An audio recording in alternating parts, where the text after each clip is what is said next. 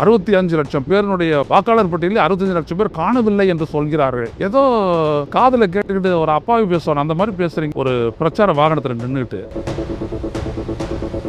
65 லட்சம் பேர் நீக்கப்பட்டார்கள். தானா போயிடல, நீக்கப்பட்டார்கள். சொல்லுகின்ற சொல்லில் ஒரு தெளிவு வேணும். அப்படி அரசியல் பண்ணணும். நீங்க என்னன்னா காணாமல் போய்விட்டார்கள் அப்படின்னு பொத்தாம் பொதுவில் ஏதோ காணாமல் போயிட்டாங்க அப்படின்னு சொல்றீங்க. நீக்கப்பட்டார்கள், திட்டமிட்ட செயல் அது. ஆனா அதனுடைய ஆழ அகலமே உங்களுக்கு தெரியல. ஏதோ ஒரு காகிதத்தை எடுக்கிறீங்க அப்படின்னு சொல்லிட்டு பேசுறீங்க. இது வல்ல அரசியல். இப்படி பண்ணல அண்ணா அரசியல்.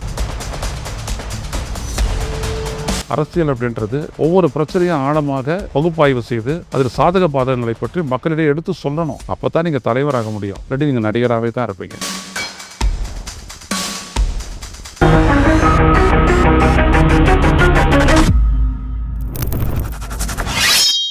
வணக்கம் தோழர்களே.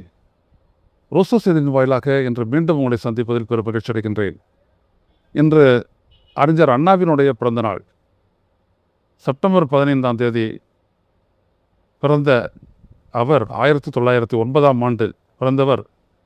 60 ஆண்டு காலம் வாழ்ந்த அந்த காலகட்டத்தில் தந்தை பெரியாரினுடைய முன்னோடி பரப்புரையாளராகவும் மிகுந்த ட்ரிபிள் எம்ஏ என்று சொல்வார்கள், 3 MA படித்தவர், சீரிய சிந்தனையாளர், தமிழ்நாட்டினுடைய சமூக அரசியல் தளத்தில் ஆழ்ந்து பணியாற்றியவர். 1944ஆம் ஆண்டு திராவிடர் கழகத்தை உருவாக்கியவர். அதன் பிறகு பெரியாரிடமிருந்து வெளியேறி 1949ஆம் ஆண்டு திராவிட முன்னேற்ற கழகத்தை தொடங்கியவர். அவர் தொடங்கிய அந்த திராவிட முன்னேற்ற கழகம் 1957 முதலில் தேர்தலில் நின்றது, 15 இடங்களை வென்றது, 62 மீண்டும் நின்றது, 50 இடங்களை பெற்றது, 67 ஆட்சிக்கு வந்தது. அதன் பிறகு 1.5 ஆண்டுகள் தான் அவர் தமிழ்நாட்டினுடைய முதல்வராக இருந்தார்.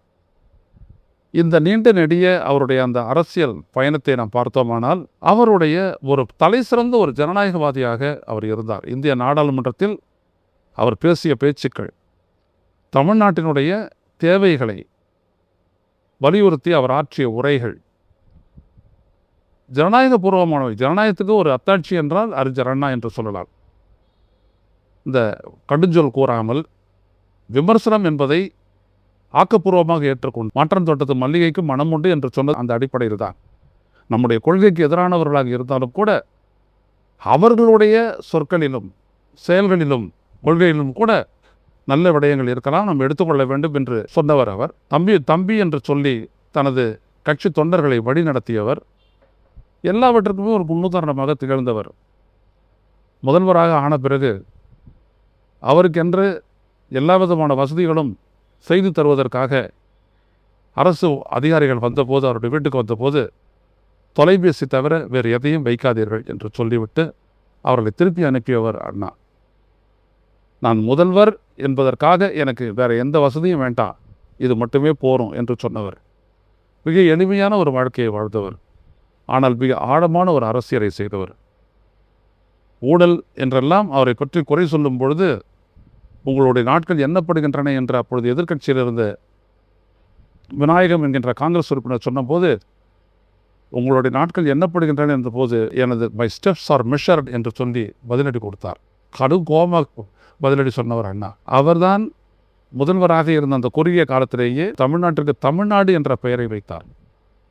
சட்டபூர்வமாக தமிழ்நாடு சட்டப்பேரவையில் அதை ஒரு தீர்மானமாக கொண்டு வந்து நிறைவேற்றி தமிழ்நாடு மெட்ராஸ் ஸ்டேட் என்பதை மாற்றி தமிழ்நாடு என்ற பெயரை வைத்தவர்.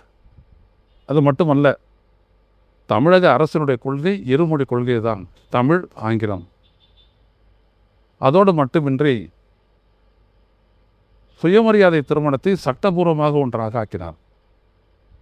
ஒருவர் தங்களுக்குள் ஒரு இசைவோடு ஒரு ஒப்பந்தத்தை ஏற்றுக்கொண்டு அவர்கள் மாலை மாற்றிக்கொண்டாலே அது திருமணம்தான், தாலி கட்டி இருக்க வேண்டும் என்கின்ற அவசியம் கூட கிடையாது என்று சொல்லி தனி சட்டம் கொண்டு வந்து நிறைவேற்றி தந்தை பெரியாரிடமிருந்து பிரிந்து வந்திருந்தாலும் கூட அவருடைய கொள்கையை நான் கடைசி வரை கடைபிடித்தேன் என்பதற்கு அத்தாட்சியாக அதை பெரியாரிடமே எடுத்துக்கொண்டு போய் இந்த ஆட்சி உங்களுடையது என்று சொல்லி அவர் பேசினார்.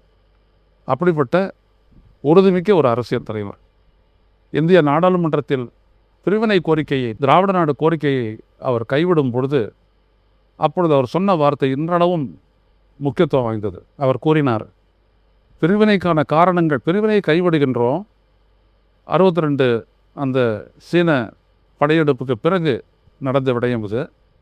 பிரிவினை கோரிக்கையை திமுக கைவிடுகிறது. ஆனால் பிரிவினைக்கு என்ன காரணங்கள் சொன்னோமோ அந்த காரணங்கள் எல்லாம் அப்படியே இருக்கின்றன என்று சொன்னவர். அப்பொழுதே நிதி பகிர்வில் அல்லது நிதி அமைப்புகளை ஏற்படுத்துவதில் அதன் பலன்கள் எல்லாம் வடநாட்டிற்கு தான் அதிகமாக பயன்படுகின்றதை ஒழிய தமிழ்நாட்டிற்கு கிடையாது, தென்னகத்திற்கு கிடையாது என்கின்ற அடிப்படையில் வடக்கு வாழ்கிறது, தெற்கு தேய்கிறது என்று அவர் சொன்னார். மாநில சுயாட்சியை வற்புறுத்தி பேசினார். இந்தியாவுடைய ஒற்றுமைக்கு அது அவசியமானது என்று சொன்னார். மொழி திணிப்பை எதிர்த்தார், இந்தி திணிப்பை எதிர்த்தார். அப்படி இந்தி திணிப்பு, அரிசி பஞ்சம், பிறகு திரு எம்ஜிஆர் அவர்கள் அவருடைய முதன்மையான பரப்புரையாளர் அவர் சுடப்பட்டது ஆகிய இந்த 3 விடயங்கள் தான் அண்ணா ஆட்சிக்கு வர முக்கிய காரணியாக அமைந்தது. 8 கட்சி கூட்டணியை அமைத்தார் அண்ணா. ஃபார்வர்ட் பிளாக் அதை அமைத்தது. ஃபார்வர்ட் பிளாக் கட்சியைச் சேர்ந்த முதுபெரும் தலைவர் PK மூக்கையா தேவர் தான் அதை செய்தார். அப்பொழுது இந்திய எதிர்த்த காரணத்திற்காகத்தான் ராஜாஜியை தனது கூட்டணியில் அவர் சேர்த்து கொண்டார். வெறும் வாக்குக்காகலாம் சேர்த்துக்கிறல, கொள்கையை விட்டு தரவும் இல்லை. கம்யூனிஸ்ட் கட்சிகள், சோசியலிஸ்ட் கட்சிகள், பிறகு ஃபார்வர்ட் பிளாக், அப்புறம் ராஜாஜினுடைய சுதந்திர கட்சி ஆகிய கட்சிகளை சேர்த்து 8 கட்சி, தமிழரசு கட்சி 8 கட்சி கூட்டணி அவர் அமைத்தது அப்படித்தான். ஆட்சி பிடிக்க வேண்டும் என்பதற்காக மட்டுமல்ல, அது ஒத்த கருத்துடைய அந்த கட்சிகள், கொள்கையுடைய கட்சிகளாக அந்த கூட்டணி அமைந்தது. இதை ஏன் சொல்கின்றேன் என்றால், இன்றைக்கு ஒரு அறிக்கையை அளித்திருக்கின்றார் தமிழக வெற்றி கழகத்தினுடைய தலைவர் விஜய். அதில் ஒரு இடத்துல சொல்லும்போது அவர் என்ன சொல்லியிருக்காரு அப்படின்னோம்னா, தேர்தல் அரசியலில் அசாத்திய வியூகத்தை வகுத்து மாபெரும் ஆட்சி அதிகார மாற்றத்திற்கு வழிவகுத்த பேரறிஞர் பிறந்த நாளில் அவரை போற்றி வணங்குவோம். அதெல்லாம் நீங்கள் போற்றியெல்லாம் வணங்க வேண்டாம், அவருடைய வழியில் சரியாக நில்லுங்க. அவர் வியூகத்தை வகுத்து தேர்தலில் வெற்றி பெறல. ஏன் இவர் இதை சொல்கிறாருன்னா, இவர் அந்த வியூக அரசியலில் இருக்கிறாரு. மாநாடு நடத்திட்டு அப்படியே வீட்டுக்குள்ளேயே இருந்துட்டு எப்படி ஆட்சி அமைக்கலாம், எப்படி முதல்வர் ஆகிறது அப்படின்றதுக்காக அதிமுகவோட ஒரு ரகசிய பேச்சுவார்த்தை நடத்துகிறாங்க இல்லையா, நடத்திக்கிட்டு இப்போ தானே அவர் முதல்லையே வராரு. இப்போ போன 13ஆம் தேதி தான் அவர் வந்து நின்னார். அது வரைக்கும் மக்கள் மத்தியில் வர்றதை பற்றி அவர் இங்கே சிந்திக்கவே இல்லை. முதல்ல அவர் என்ன திட்டமிட்டார்னா, ஜனநாயகன் படம் ரிலீஸ் ஆனதுக்கப்புறம் போய்க்கலாம், அது போதும் அப்படின்லாம் அந்த கட்சி திட்டமிட்டது. அதாவது அவங்க கூட இருந்தவங்க எல்லாம் இப்போ வந்து நின்னார். வரமாட்டேன் என்று சொன்னார்கள், வந்து விட்டவுடன் அவர்கள் பதறுகிறார்கள் என்றெல்லாம் கூட பேசினார். அவர் யார் பதறினாங்கன்றது தான் தெரியலை. அவர் சொல்கிறாரு, தேர்தல் அரசியல் அசாத்திய வியூகத்தை வகுத்து, அதாவது இந்த 8 கட்சி கூட்டணி அவர் சொல்கிறாரு. விஜய் அவர்களே ஒன்று சொல்கிறேன், இந்த வியூக அரசியல்லாம் அண்ணா பண்ணவே இல்லை. கூட்டணி அமைச்சார், வியூகம்லாம் ஒன்றும் கிடையாது. மிகப்பெரிய ஒரு இந்திய எதிர்ப்பு போராட்டத்தை மாணவர்கள் நடத்தினார்கள், திமுக துணை நின்றது. இந்த தமிழ்நாட்டினுடைய நலனுக்காக நாடாளுமன்ற உறுப்பினராகி பேசினார். தமிழ்நாட்டுக்காக நிதி போதுமான அளவு தரப்படவில்லை என்பதை எடுத்துரைத்தார். நாங்கள் பிரிவினை கோரிக்கையை கைவிடுறோம் அப்படின்னாலும் பிரிவினைக்கான காரணங்கள் அப்படியே இருக்கின்றன என்று நேருவிடம் அவர் உறுதிபட கூறினார். மாநில சுயாட்சியை பற்றி பேசினார். அவர் உங்களைப் போலல்ல, அரசியலில் ஒரு ஆழ்ந்த அறிவுடையவர். எந்த காகிதத்தையும் வச்சுக்கிட்டு பேச மாட்டார் அண்ணா. நான் உங்களுக்கு குறை சொல்கிறேன்னு நினைக்காதீங்க, ஏன்னா நீங்கள் அரசியலையும் புரிஞ்சுக்கல. அண்ணா அரசியல் புரியாதவர்களுக்கும் புரிய வைத்தார். அதுதான் ரொம்ப முக்கியம். கூட இருக்கக்கூடிய அட்வைசர் எழுதி கொடுக்குறதெல்லாம் வச்சுக்கிட்டு அவர் பேசுறதில்ல, நடித்ததில்லை. பொதுவாக அண்ணா சாதாரணமாக இருப்பார். ஸோ அண்ணா வியூகத்தை பகுத்து ஜெயிச்சார் அப்படி சொல்லிட்டு உங்களுடைய அரசியலுக்கு அவரை வச்சு மூலம் பூசிக்காதீங்க. அண்ணா மக்களிடையே இருந்தார். அவர் பேசாத, அவர் போகாத ஊர் இல்லை, அவர் கால்தடம் படாத கிராமம் இல்லை. அவர் எல்லா இடத்துக்கும் போனவர், எல்லா இடத்துலையும் பேசினவர், போராட்டங்களில் கலந்து கொண்டவர், சிறை ஏகியவர். அப்படிப்பட்டவர் அண்ணா. அவரோட உங்கள் கட்சியோட, அந்த திமுகவோட உங்களுடைய கட்சியை ஒப்பிட்டுக்காதீங்க. அது முழுக்க முழுக்க அரசியல் வயப்படுத்தப்பட்ட தொண்டர்கள். அவர்கள் சிறையிலெல்லாம் இந்திய எதிர்ப்பு போராட்டத்தில் இருந்து சிறையில் செத்தவங்க, ரைட்டா? எனவே அண்ணா வந்துட்டு ஒரு வியூக அரசியல் வச்சுக்கிட்டு இருக்கிறாரு அப்படிலாம் சொல்லாதீங்க. இருமொழி கொள்கைன்னு சொல்லிட்டு அண்ணா இந்திய எதிர்த்தார். ஆமாம், இப்போ கூட முந்தா நாடு நேற்று சொல்லியிருக்கார் அமித்ஷா, இந்தியை தொழில்நுட்ப மொழியாகவும் வாழ்வியல் மொழியாகவும் நிர்வாக மொழியாகவும் மாற்றி பயன்படுத்த வேண்டும் அப்படின்னு சொல்லியிருக்காரு. இது திணிப்பு தானே? இந்தியை தான் நிர்வாக மொழியை ஆக்குறதன் மூலமாக தான் இந்த நாட்டினுடைய ஒற்றுமை பலப்படும் அப்படின்னு சொன்னார். நீங்கள் என்ன அதுக்கான அறிக்கை கொடுத்துருக்கீங்க அமித்ஷாவை எதிர்த்து? இந்திய ஒன்றிய அரசை நாங்கள் பாஜக கொள்கை எதிரி அப்படின்னு சொல்கிறதோடு சரி, வேறு எதுவும் நீங்கள் பண்ணலையே. ஏதோ இந்திய எதிர்ப்புக்கு மட்டும் இந்த மாதிரி அமித்ஷா பேசியிருக்கிறது வந்திருக்கேன் இன்னைக்கு, அதை பற்றி பேசுங்க பார்ப்போம். பேச மாட்டீங்க. ஏன்னா உங்களுடைய மிஷன் ஆன்டி டிஎம்கே, அவ்வளோதான். திமுக வரணும், அவ்வளோதான். அது உங்களுடைய அரசியலாக இருக்கலாம், அது உங்களுடைய உரிமை. அது ஏற்றுக்கிறது ஏற்றுக்காது மக்கள்கிட்ட இருக்குது, அது வேறு. ஆக நீங்கள் என்ன பண்ணுறீங்க? பரந்தூர் போகிறீங்க, பரந்தூர் விமான நிலையம் திமுக அரசு திட்டுறீங்க. ஆனால் பரந்தூர் விமான நிலையத்திற்கான நிதி வரப்போகிறது இந்திய ஒன்றிய அரசிடமிருந்து தான். அதை பற்றி வாயை திறக்க மாட்டேங்கிறீங்க. பரந்தூரை எதிர்க்கிறீங்க. ஆனால் டங்ஸ்டன் பிரச்சனையில் பார்த்தீங்கன்னா ஒன்றிய அரசு எதிர்த்து அங்கே மக்கள் நடத்திய போராட்டத்திற்கு நீங்கள் வாயே திறக்கலை.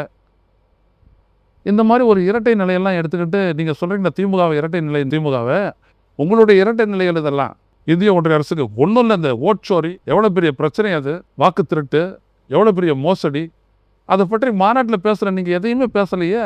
ஏன் பேசலை? அதே மாதிரி பீகாரில் நடந்த அந்த எஸ்ஐஆர் அதை பற்றியும் பேசலையே. அரியலூரில் பேசுகிறீங்க. 65 லட்சம் பேருடைய வாக்காளர் பட்டியலில் 65 லட்சம் பேர் காணவில்லை என்று சொல்கிறார்கள். ஏதோ காதில் கேட்டுக்கிட்டு ஒரு அப்பாவி பேசுவார், அந்த மாதிரி பேசுகிறீங்க. ஒரு பிரச்சார வாகனத்தில் நின்றுட்டு 65 லட்சம் பேர் நீக்கப்பட்டார்கள். தானா போயிடல, நீக்கப்பட்டார்கள். சொல்லுகின்ற சொல்லில் ஒரு தெளிவு வேணும். அப்படி அரசியல் பண்ணணும். நீங்கள் என்னென்னா காணாமல் போய்விட்டார்கள் அப்படின்னு 10ஆம் பொதுவில் ஏதோ காணாமல் போயிட்டாங்க அப்படின்னு சொல்கிறீங்க. நீக்கப்பட்டார்கள், திட்டமிட்ட செயல் அது. அது இன்று வரை நாங்கள்லாம் பேசிகிட்டு இருக்கிறோம். அது பெரும் பிரச்சனையாக ஆகியிருக்கு. ஆனால் அதனுடைய ஆழ அகலமே உங்களுக்கு தெரியலை. ஏதோ ஒரு காகிதத்தை எடுக்கிறீங்க அப்படின்னு சொல்லிட்டு பேசுகிறீங்க. இது வல்ல அரசியல். இப்படி பண்ணல அண்ணா அரசியல். அண்ணாவுடைய அரசியல் மிக ஆழமானது. எனவே அண்ணாவை போட்டுக்கிறோம் வணங்குகிறோம் அப்படின்னு சொல்லிட்டு நீங்கள் ஒன்றும் கும்பிடலாம் வேண்டாம். அண்ணாவினுடைய அரசியல் என்னன்றது முதல்ல புரிஞ்சுக்கங்க. அரசியலை தெரிஞ்சுக்கங்க. அரசியல் வயப்படுங்கள். அதற்கு முன்னாடி பேசாதீங்க. தமிழ்நாடு எதிர்கொண்டிருக்கக்கூடிய சவால்கள் மிக பெருசு. எந்த நேரமும் இந்தி திணிக்கப்படலாம். அப்படியாப்பட்ட ஒரு நிலை தான் திணிச்சுக்கிட்டு தான் இருக்கிறாங்க. திடீர்னு பார்த்தோம்னா நெடுஞ்சாலையில் இருக்கக்கூடிய அந்த பெயர் பலகைகள்லாம், ஊர் பெயர்கள்லாம் இந்தி மொழி வந்துருச்சு. இதில் யார் வந்து படிக்க போகிறா? ஏன் அதை போட்டு திணிக்கிறீங்க? ரயில்வே ஸ்டேஷன்லேருந்துட்டு, மயில் கல்லுலேருந்துட்டு, ஊர் பெயர்லேருந்துட்டு எல்லா இடத்துலையும் இந்தி இந்தி இந்தி. தமிழ்நாடு கொஞ்சம் உஷாராக இல்லை அப்படின்னோம்னா போதும். ஃபார்ம் கூட, ரயில்வே ஃபார்ம் நீங்கள் ஃபில்அப் பண்ணிங்கன்னா ஹிந்தி இங்கிலீஷும் தான் இருக்கும். அப்புறம் ஹிந்தி மட்டுமே இருக்கும். அதில் போல புரிஞ்சுக்கங்க. சும்மா ஒன்றும் அண்ணா நேராக முதலமைச்சராக ஆயிடல. அதுக்கு முன்னாடி நடிச்சுக்கிட்டும் இல்லை அண்ணா. அவர் நாடகத்தில் நடித்தார். மக்களுடைய நாடகம் சந்திரமோகன் அப்படின்ட்டு மக்களிடையே அந்த நாடகம் போட்டார். நீதி தேவன் மயக்கம் எல்லாம் அது போட்டார். எல்லாம் அரசியல் தான். அண்ணா என்றால் அரசியல், அண்ணா என்றால் சிந்தனை, அன்னை என்றால் மாநில உரிமை, அண்ணா என்றால் ஜனநாயகம். இதில் இடத்துல வந்து நீங்கள் நெல்லுங்க. அதை விட்டுட்டு அண்ணா வியூகம் வகுத்து தேர்தலில் ஜெயிச்சார் அப்படின்ட்டு உங்களுடைய செயல்பாட்டுக்கு அவரை வச்சு முன்னாள் பூசிக்காதீங்க. அது மிக தவறானது. அது அண்ணாவை அவமதிப்பதாகும். நீங்கள் இந்திய எதிர்ப்பை காட்டுங்க. உங்களுடைய கட்சியை வச்சுட்டு இருக்கிறீங்களா? தெளிவாக இந்திய எதிர்ப்பை காட்டுங்க. தமிழ்நாடு ஏற்றுக்கொள்ளாது, நாங்கள் ஏற்றுக்கொள்ள மாட்டோம். நாங்கள்லாம் சொல்கிறோம்ல, தமிழ் மொழியை உயர்நீதிமன்றத்தினுடைய, சென்னை உயர்நீதிமன்றத்தினுடைய வழக்காடு மொழி ஆக்க வேண்டும் என்று அதற்காக போராடுங்க. அப்படி ஒரு தீர்மானம் நிறைவேற்றப்பட்டது தெரியுமா உங்களுக்கு? இதெல்லாம் பேசியிருக்கிறீங்களா எப்பாவது? மாநில அரசை மட்டுமே திட்டுறீங்க, இந்திய ஒன்றிய அரசை பற்றி பேசவே மாட்டேங்கிறீங்க. ஆனால் பாஜக கொள்கை எதிரி அப்படின்றத மட்டும் பேசுகிறீங்க.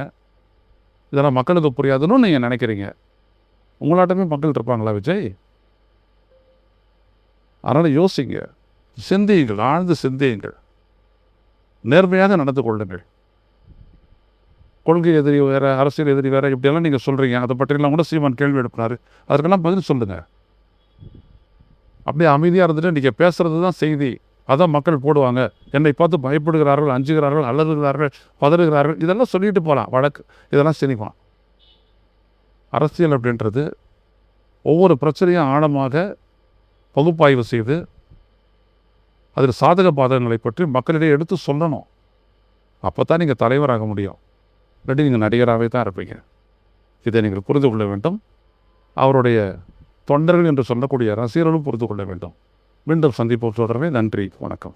ஊடகம் கார்ப்பரேட் அரசியல்வாதிகளின் கைப்பாவையாக அடிமைகளாக இருந்தது போதும். இனி சாட்டை எடுத்து சுழற்றும் நேரம் வந்துவிட்டது.